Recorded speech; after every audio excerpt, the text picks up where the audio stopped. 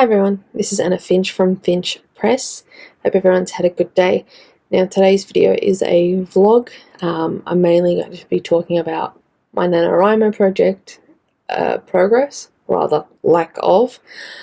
My progress with my novel, which I am planning on publishing in October this year, if all goes well. And just my general progress with all that. So, first off, Camp NaNowRimo. Camp NaNowRimo is now officially over. It is no longer July here in Victoria, Australia. It is now August. Now, Camp NaNoWrimo is over.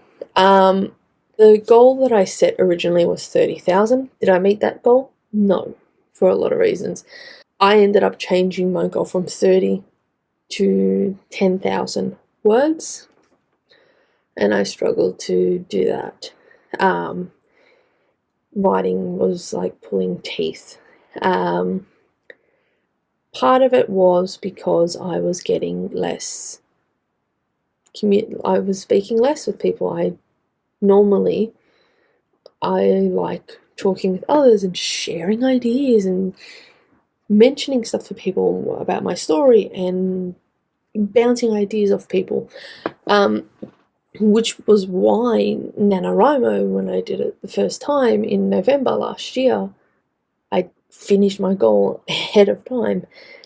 It was because I had that socialization. I could talk with other people doing the exact same thing as me, who are having the same struggles, and I could bounce ideas off them. We could compete doing word sprints, and there was face-to-face communication. And I didn't have that this Camp Nano, because of the current situation in Australia, where Victoria in particular is stage 3 lockdown. The Melbourne area is in stage 3 lockdown, and that's probably going to be applied to the rest of the state. I have basically been stuck at home, basically in my postcode or at work, for now more than half of the year, when I typically go on even a short holiday. Every school holidays, I generally go on a short holiday. Sometimes it's a holiday with the whole family, with my parents, my brother.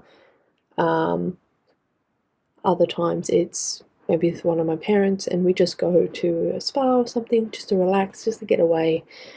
And we couldn't do that. We can't do that. Normally that particular time going away refreshes me enough that when I come back, I'm like super excited and like, oh, I've got this great idea and all that sort of stuff. It just recharges me. And we just couldn't do that. They opened up and relaxed some of the restrictions in time for the school holidays, or just before the school holidays. And I was waiting for the school holidays so I could like get that trip. I actually had a holiday booked. I ended up changing it before the restrictions eased because I was worried about it. But I actually thought, okay, I'll wait till the holidays, and then I'll go to this small place I've been to before just to get away. Soon as I thought that, bam! Stage 3 restrictions. No one from Melbourne can go to the country. It has just being stuck physically in one area. It just drained me. Not being able to ring up a friend and say, hey, do you want to go to this cafe and just sit down, talk? Can't do that. There are no live write-ins that I could attend for NaNoWrimo Camp Nanowrimo, because no one can go anywhere because of these restrictions, unless you're in the country, and then at least you've got a better chance of being able to at least go to other areas within the country. So physically being stuck in one location has basically just screwed with me. Mentally, I didn't write for nearly 2 weeks. 2 weeks. I didn't write a single thing for 2 weeks. At first it was for 5 days. Well, actually no, 3 weeks. Out of the whole month, there was about nearly 3 weeks where I didn't write not this particular period. I wrote the first few days. I wrote the first few days pushing myself through, and then announcement for stage 3 restrictions, having to then another announcement that from school I'm working at that, oh, by the way, your subject's cancelled, you're doing this instead, and it's just one thing piled on top of the other, and my word count just dropped. Didn't write anything for 5 days. Wrote 100 words while I was at work. It was like pulling teeth. And didn't write for 2 weeks.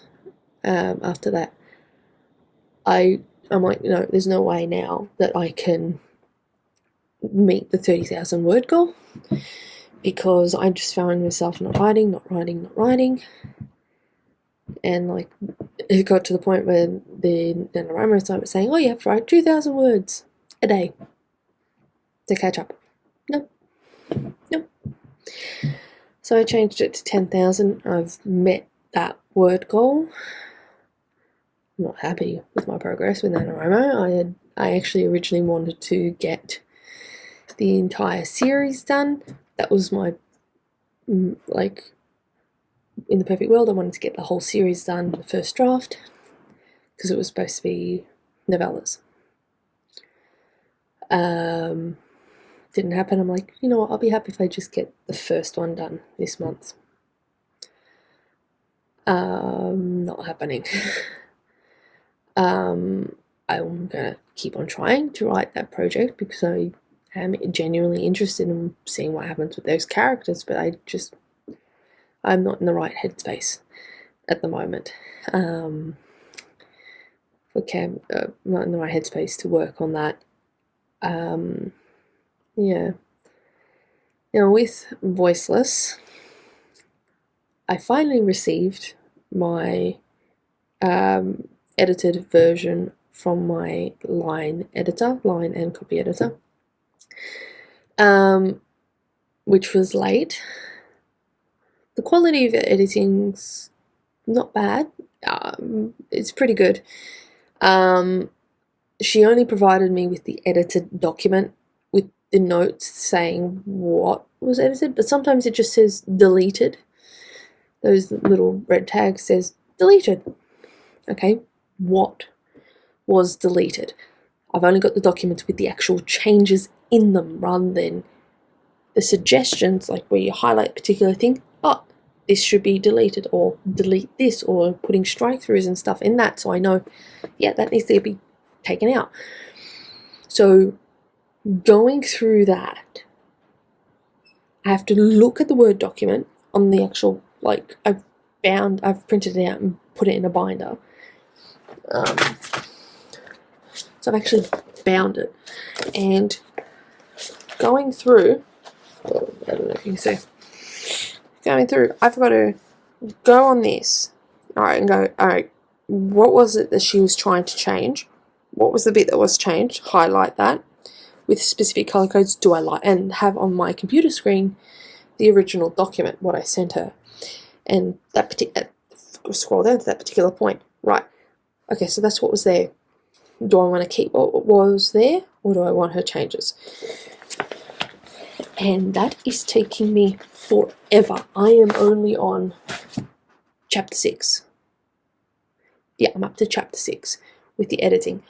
I am going to honestly just spend all day tomorrow, or rather, in this case, today, with the time I'm recording this, I'm going to spend all day tomorrow or today just sitting down. Probably just going to grab the little portable table I made, I got, and just sit down at the front, have a nice cold drink, and just sit down and edit the hell out of that thing, and just get out of this room because I can't. I literally am jittery. I need to go out and distract myself. I will have to force myself to sit down and edit this draft because I want to hire a proofreader, because I've gone through quickly the notes and I agree with most of them. I just got to go through slower, highlight, edit, and actually put it on a separate document, upload that into Vellum, which I now have, and it's super easy to use. I will do, when I format it after proofreading, I will do a video about Vellum and a review about Vellum, or even an instructional video on how to use it. Not this video. And to upload it into Vellum, fix like formatty sort of things, export it out so I can actually see what it looks like before, and so format it onto there, format it directly onto Vellum so I know structure wise, like, okay, whether a paragraph is too big and all that sort of stuff, and then send that, what I formatted in a Word document, to the proofreader, and I want to get that done Sunday. I want to get that done, speak with them, hire them for proofreading, send it off. I am on site for teaching this week coming. So if I can get the same editor that I hired for developmental editing, because she was absolutely amazing, and she was a developmental editor, I hired her for developmental editing, but she actually provided me a sample of a chapter where she line edited it, went line by line for a chapter, changing the tenses into present tense, into completely present tense, because I had problems with switching tenses, so I could actually see, is that something I want? Do I want present tense or do I want past tense? So I can actually see from all that. And she made line editing comments as well as like plot developmental comments, and she was amazing. Her editing was amazing, and her line editing was amazing. So I'm planning on hiring her again if she's available for proofreading, because it's more structure. It's more to do with the actual structure and just like a final check of grammar, spelling, and all that sort of stuff. So I'm planning on doing that. Now, so I plan on doing that. That's why I've got to get all that edited. But one issue I've had when going through with my line and copy editor is when they've misunderstood how I've used a word in a particular context. And that can happen to any writer.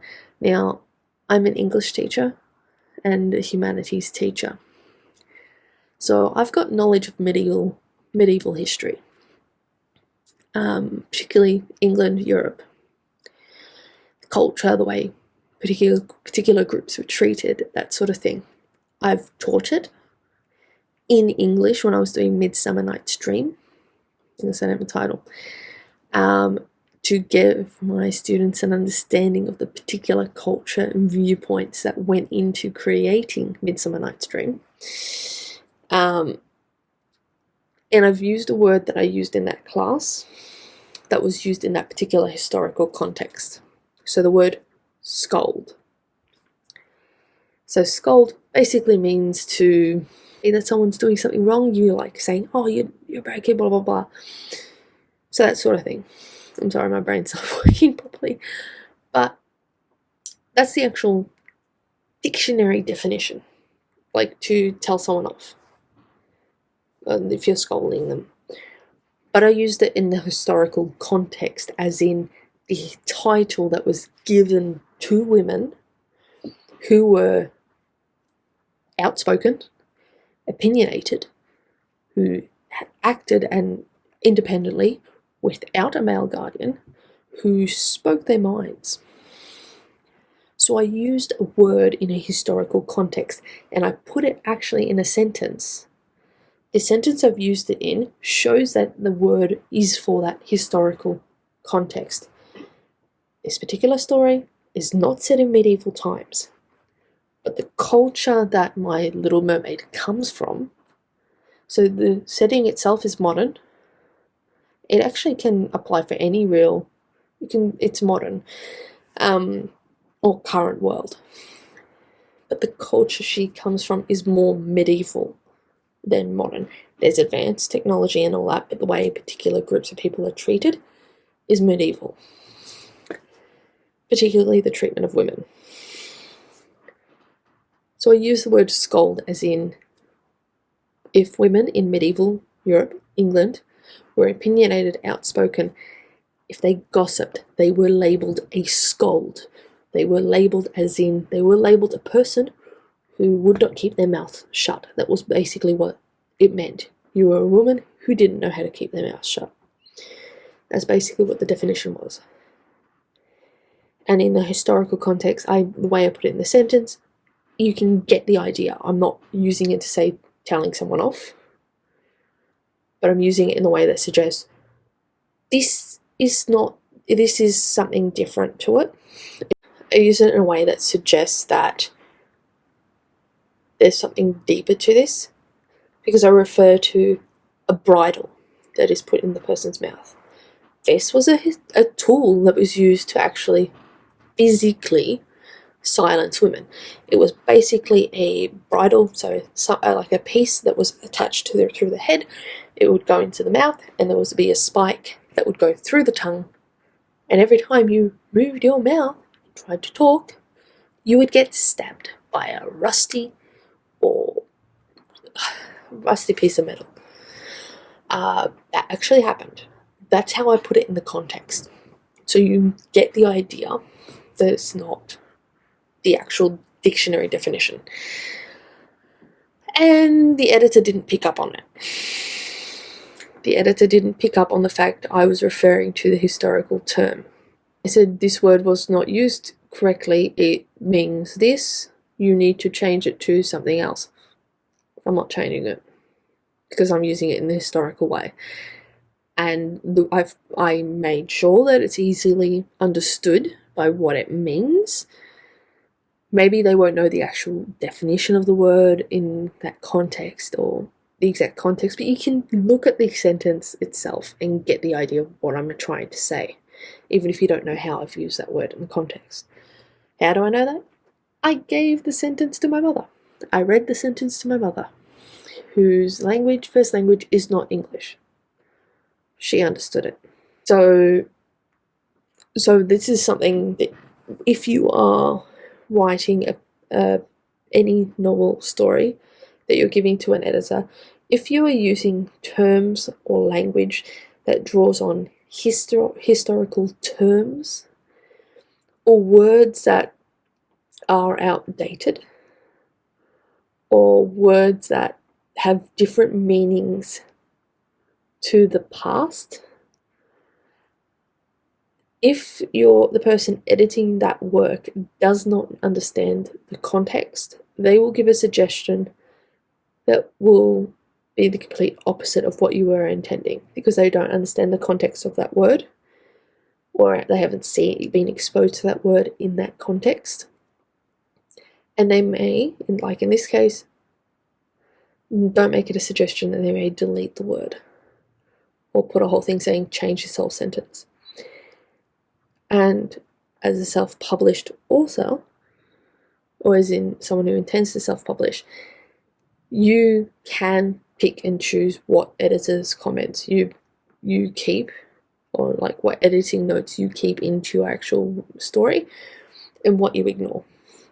If you know something is right in the context, keep it. Keep it. If it's right, it's right. If you think it's too easily misunderstood, take that whole paragraph with the word in the context, give it to a couple of friends you have, ask them to read it. Say, right, could you read this for me? My editor said that they didn't know what this meant, but could you read it and just tell me what you think of that particular paragraph? And then get them to ask them, okay, what do you think that paragraph was about? What do you think they were talking about? If most of them say, yeah, it was this and it matches your understanding, then it's not something, it's not that you're not being clear enough, it's just that the person lacked the understanding for that particular context. If most of them are confused, ask them what they're confused about. But if it's a historical term that is being used, that you know you've used correctly, just ask someone who knows history, just to double check that particular bit. I'm rambling on, but so with the editing, I am now, so chapter 6. So this is now draft 7 for voiceless, and if I can get this editing done for voiceless tomorrow, get that all done tomorrow, send that to an editor, then hopefully by the second week of August, I should have a fully edited manuscript that has been proofread, and all I need to do is put it into vellum, format it, and once I've sent it to a proofreader, I will know roughly how long my document is and how many pages, which means I can get my cover designed. I'm going to be using 99 Designs because that's cheaper, and the quality of the covers is pretty good. So get a cover, a title page designed, and maybe a chapter heading or chapter art for like underneath the number of the chapter. I'll get that designed because it's 99 Designs. The designs are done in a week. So, if all goes well, by mid-August, I will have a cover. I can upload my book to Ingram or upload it to Draft Digital Kobo, so ebook copies. Get that on Goodreads and upload it to NetGalley. So when I start doing advertisements and things for pre-orders, I can upload the new file with the reviews, and I am going to be doing ARC giveaways. At this stage, because I do want to release in October, August, September, October, I had originally planned for a 3-month pre-order, but it most likely will be a month pre-order, so a 30-day pre-order, just to give me enough time to do things like promotions and so promotions, ads, a whole range of things. So getting my press kit done and writing my blurb, which I still have to do. I'm actually planning on writing my blurb, writing 4 versions of my blurb. One focusing on theme, one focusing on character, one focusing on plot. Theme, character, plot. And I will most likely be writing them in either first person or third person, those blurbs, and then testing them with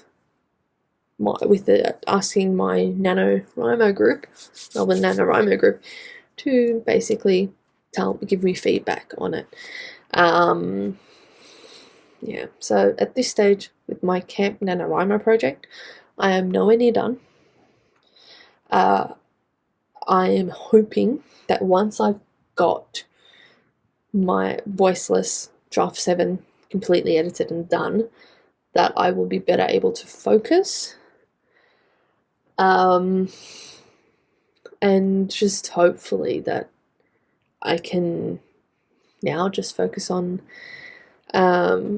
writing. I mean, I haven't even been able to read anything these past 3 weeks.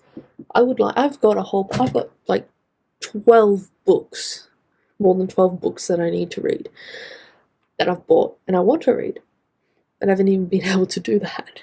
So I just want to be able to get back into like the swing of things, get that draft done, sent to a proofreader, so I don't have to worry about that. And all I need to do is wait for proofreader to finish with it and get that done. Honestly, I don't want to like fiddle around with the project or change anything massive. I just want to get it like final check done, and so I can just focus on advertising and just writing my series or the Beauty and the Beast story, which is still stuck. I still don't know if I'm going to do that. I still don't know if I'm going to be doing either the Mordred story or the Camelot Chronicles. I'll probably do that as like just working on it slowly. Yeah, sorry for the ramble. I am literally under the pump when it comes to what's happening at the moment with teaching and everything, and yeah, so hopefully next month's better. With the video schedule, I will most likely only do 1 video a week, and most of them will be pre-recorded, so that so most of my videos will be most likely pre-recorded rather than recorded on the day. Yeah. Alright, see ya.